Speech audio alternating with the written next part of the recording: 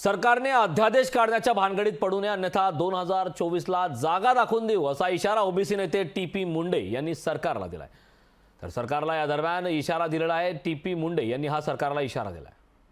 त्यांनी अध्यादेश जो काढायचा जो मसुदा तयार केलेला आहे, त्या मसुद्यावर जे सांगितलेलं आहे तो अध्यादेशाच्या भानगडीत पडू नये पुढे चालून, असं माझं सरकारला सांगणं आहे। आणि शेवटी सरकारला ज्या पद्धतीने हे सरकार वागायला लागलेलं आहे त्याच पद्धतीनं सर्व ओबीसी समाजाच्या लक्षात आलेलं आहे की आम्हाला कोण धक्के देऊ लागलेला आहे।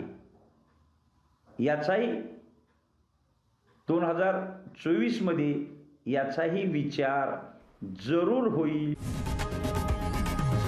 लोकशाही मराठी ऐका, पहा, जागरूक रहा।